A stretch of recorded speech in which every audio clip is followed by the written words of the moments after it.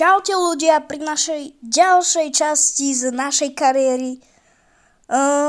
Toto bude tretí lomeno štvrtý diel, pretože tretí diel, čo som točil, tak sa mi neuložil, takže toto môžem brať ako štvrtý diel. V tabulke sme na 5. mieste, čož ma osobne prekvapilo a máme naozaj veľmi zaujímavé skóre 16-16. A 16 gólov sme dali a 16 sme inkasovali, takže sme druhý najlepší tým s gólami, čo je veľmi dobré. Vidieť, že naši hráči chcú dávať góly. Dneska máme trošku oslabenú zostavu, vidíte, že sú unavení hráči, ale musíme dať hrať hranicu, pretože nemáme žiadne iné POčko okrem hranicu a hráme doma. Národný pohár, prvé kolo proti Žiline. Takže to si ideme odohrať, ale Žilina je veľmi ťažký súper. Ale odkúpili sme im práve Timoteja Hranicu, ktorý dneska aj hrá. Ale pozor, tuto bude šanca pre Žilinu. Denis Aliagič dáva gól na 0-1. Takže takto sme si začiatok zápasu určite nepredstavovali. Ale uvidíme. A máme šancu. Maroš Friga bude centrovať do 16. Lukáš Mikulaj. Škoda si to akcie, že nám nevyšla. A bohužiaľ sa nám nepodarilo využiť túto akciu. To vôbec nevadí. Ale zatiaľ je stav 0-1. Poďte chlapci, dajte ešte jednu šancu. Nemôžeme vypadnúť. A žltá karta pre Roberta Pončáka, škoda. Skúsime tam dať ešte Davida Strelca a skúsime tam dať aj Mielkeho do obrany, pretože obrana je teraz len jednočlenná. Ale bohužiaľ... A nie, to je červená karta Boris Hrošo. Inkasuje druhú červenú kartu, vôbec nevydarený zápas. 0-1 sme prehrali s 2 červenými kartami. To nie je vôbec dobre, ale hneď na to nás čaká zápas proti Slovanu Bratislava. Taktiež doma, takže sme nemuseli nikam cestovať. To je tiež celkom dobre, že hráči zregenerovali doma, že sme nemuseli sa nikde tlačiť. Ale pozor, tuto je šanca, ešte tyčka, vynikajúco Martini u nás v bránke, ktorý trošku tú loptu vyrazil na tyčku. Takže môžeme byť radi za to, že sme nedostali gól. Ale Slován určite bude hroziť.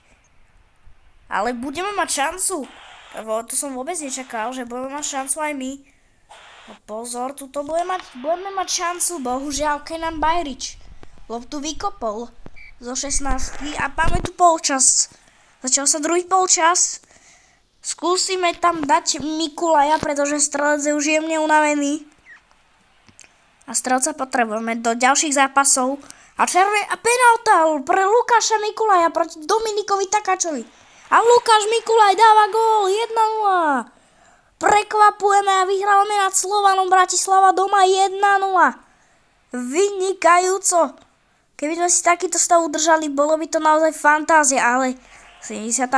minúta, tu bude šanca pre Slován. Toto nevyzerá dobre a Marko Tolič dáva gól na 1-1, škoda. A červená karta pre Karola Plichtu, toto nie je dobré. A Slován nebude mať šancu a remizovali sme so Slovanom 1-1, to je celkom v pohode. Tak by som to povedal. A máme nové pracovné nabídky. Do Dukly sa mi naozaj nechce, takže ostávame v FC Červenkove. Ale 2 červené karty Hrošo a Plichta. To naozaj nemôžeme takto furt robiť, aby sme mali červené karty, pretože to nebudeme môcť, ale remizovali sme so Slovanom a Spartak to tak posunul na prvé miesto o skóre so Slovanom. Ale 5. miesto na to, že sme nováček v lige, je celkom dobré. A my sa môžeme vrhnúť do ďalšieho zápasu s Ružomberkom, ktorý budeme simulovať, ale aj to gól 0-2. Vyhrali sme v Ružomberku 0-2 po góle Matúša Ščarku a Davida Strelca. A držíme sa stále na 5. mieste s rovnakým počtom bodov ako DAC 904, teda Dunajská Streda. A ďalší zápas odohráme v Košiciach v ich novej aréne, ktorá sa mi naozaj páči. Ale Košice budú mať šancu ako prvý. Pozor! A toto nebude gól, vynikajúco. Teda nikto vynikajúco, ale vynikajúco, že to košický hráč netrafil. Ale pozor teraz na túto akciu. Vynikajúci Junas, ktorý chytil aj toto. Tak čo už chytí náš brankár Junas, už neviem. Našli sme asi druhé zrodenie Petra Čecha. Nino Marcelli snaží sa vykľúčkovať. Dáva pod seba, to je Patrik Karhan. A dáva pred seba David Strelec, gól! David Strelec za 0-1. Vynikajúco. Vyhrálme v Košiciach po polčase. Napokon ešte tu je šanca, aby som to nezakríkol. Vynikajúco Milan Ondrejčka, ktorý loptu vyhodil. A po prvom polčase vedieme nad Košicami 0-1. To je veľmi výborná hra od našich. Od FC Červenkova. A bude tu Filip Mielke. Ale ten bol na útočnom výpade, ale bohužiaľ nedal gól. To je veľká škoda. Ale stále vyhrávame 0-1. A máme ďalšiu šancu. A dám to sem. Nino Marcelli dáva na Davida Strelca. David Strelec, gól! 2-0. Vyhráme tento zápas v Košiciach. O 2 góly. Vynikajúco, hlavne David Strelec, ktorý dal 2 góly. Pozrieme sa na najlepších strelcov, je to práve David Strelec s 8 gólmi. Asistencie, tam nemáme nikoho, to ale nevadí. V tabulke sa stále držíme na 5. mieste, ale stále sme na tom rovnako ako DAC. Sme len o skore horší. Máme viac gólov, ale máme o 7 viac inkasovaných. Takže asi nejako tak. A ďalší zápas nás čaká proti AS Trenčínu doma. Ale tú prvú šancu bude mať Trenčín, Uchebegu vynikajúco. No a dúfame, že ten zápas vyhráme, pretože Trenčín je super, s ktorými by sme mali vyhrať, ak chceme byť na 5. mieste, pretože Trenčín je v tabulke nižšie ako my. Nino Marcelli centruje do 16. Lukáš Mikulaj ide úplne až pri bránku a dáva gól. Lukáš Mikulaj ujíma vedenia. Pozor teraz na AS Trenčín, Veselovský dáva gól. Je vyrovnané.